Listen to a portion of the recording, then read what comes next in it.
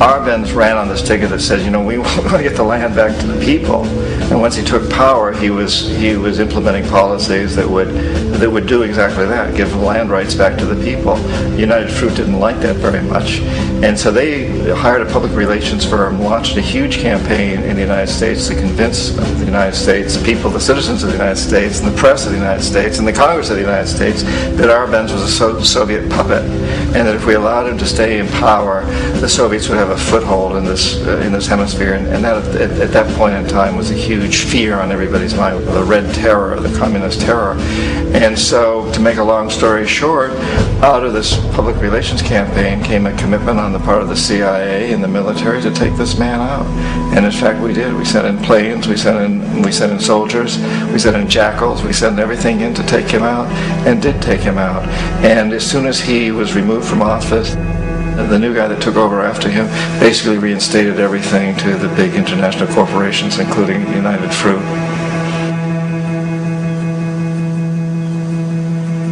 Ecuador for many, many years had been ruled by pro-U.S. dictators, often relatively brutal. Then it was decided that they were going to have a truly democratic election. Jaime Roldos ran for office, and his main goal, he said, as president would be to make sure that Ecuador's resources were used to help the people. And he won, overwhelming, by more votes than anybody had ever won anything in Ecuador. And he began to implement these policies to make sure that the profits from oil went to help the people. Well, we didn't like that in the United States. I was sent down as one of several economic hitmen to change Roldos, to corrupt him, to bring him around, to let him know, okay, you can get very rich, you and your family, if you play our game, but if you continue to try to keep these policies you've promised, you're going to go. He wouldn't listen. He was assassinated. As soon as the plane crashed, the whole area was cordoned off. The only people allowed in were U.S. military from a nearby base and some of the Ecuadorian military. When an investigation was launched, two of the key witnesses died in car accidents before they had a chance to testify. A lot of very, very strange things that went on around the assassination of Jaime Roldos. I, like most people who've really looked at this case, have absolutely no doubt that it was an assassination. And of course, in my position as an economic hitman, I was always expecting something to happen to Jaime, whether it be a coup or assassination, I wasn't sure, but that he would be taken down because he was not being corrupted. He would not allow himself to be corrupted the way we wanted to corrupt him. Omar Torrijos, president of Panama, was one of my favorite people. I really, really liked him. He was very charismatic. He was a guy who really wanted to help his country. And when I tried to bribe him or corrupt him, he said, look, John, he called me Juanito. He said, look, Juanito, I don't need the money. What I really need is for my country to be treated fairly. I need for the United States to repay the debts that you owe my people for all the destruction you've done here. I need to be in a position where I can help other Latin American countries win their independence and be free of this terrible presence from the north that you people are exploiting us so badly. I need to have the Panama Canal back in the hands of the Panamanian people. That's what I want. And so, leave me alone. Don't try to bribe me. It was 1981. And in May, Jaime Roldos was assassinated. And Omar was very aware of this. Torrijos got his family together and he said, I'm probably next. But it's okay, because I've done what I came here to do. I've renegotiated the canal. The canal will now be in our hands. He just finished negotiating the treaty with Jimmy Carter. In June of that same year, just a couple of months later, he also went down in an airplane crash, which there's no question was executed by CIA-sponsored jackals. Tremendous amount of evidence that one of Torrijos' security guards handed him at the last moment as he was getting on the plane a tape recorder, a small tape recorder that contained a bomb.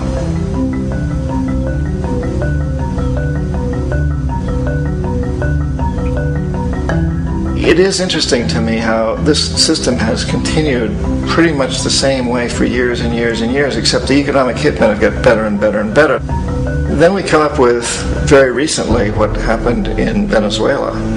In 1998, Hugo Chavez gets elected president, following a long line of presidents who had been very corrupt and basically destroyed the economy of the country. And Chavez was elected amidst all that. Chavez stood up to the United States, and he's done it primarily demanding that Venezuelan oil be used to help the Venezuelan people. Well, we didn't like that in the United States.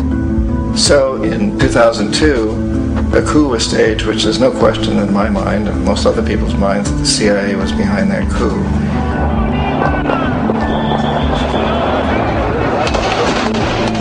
The way that that coup was fomented was very reflective of what Kermit Roosevelt had done in Iran, of paying people to go out into the streets, to riot, to protest, to say this Chavez is very unpopular.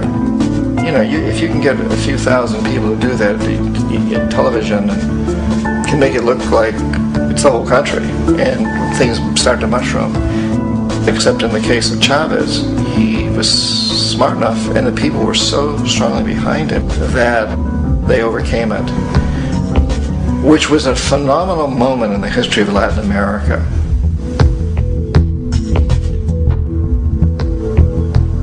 Iraq actually is a perfect example of the way the whole system works. So we economic hitmen are the first line of defense. We go in and we try to corrupt the governments and get them to accept these huge loans, which we then use as leverage to basically own them. If we fail, as I failed in Panama with Omar Torrijos and in Ecuador with Jaime Roldos, men who refuse to be corrupted, then the second line of defense is we send in the jackals. And the jackals either overthrow governments or they assassinate. And once that happens and a new government comes in, and boy, it's going to toe the line because the new president knows what will happen if he doesn't. In the case of Iraq, both of those things failed. Economic hitmen were not able to get through to Saddam Hussein. We tried very hard. We tried to get him to accept a deal very similar to what the House of Saud had accepted in Saudi Arabia, but he wouldn't accept it. And so the jackals went in to take him out. They couldn't do it. His security was very good. After all, he had one time worked for the CIA. He'd been hired to assassinate a former president of Iraq and failed, but he knew the system.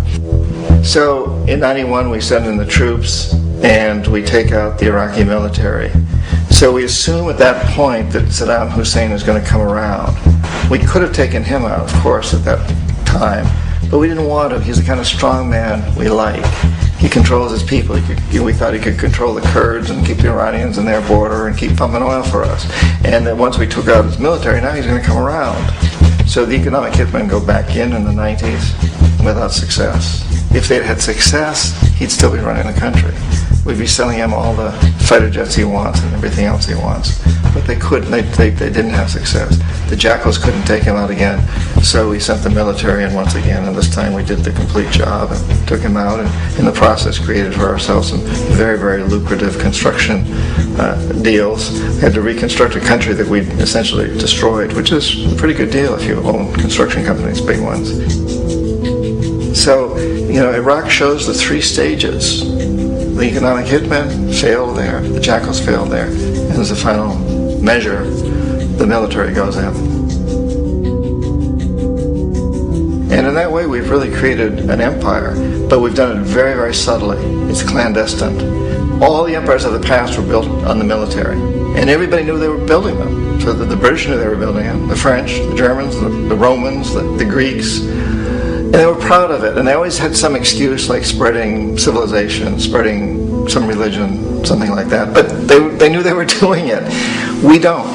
The majority of the people in the United States have no idea that we're living off the benefits of a clandestine empire. That today there's more slavery in the world than ever before. And then you have to ask yourself, well, if it's an empire, then who's the emperor? Obviously, our presidents of the United States are not emperors. An emperor is someone who's not elected, doesn't serve a limited term, and doesn't report to anyone, essentially. So you can't classify our presidents that way. But we do have what I consider to be the equivalent of the emperor, and it's what I call the corporatocracy.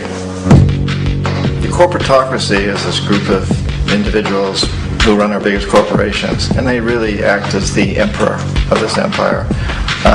They control our media, either through direct ownership or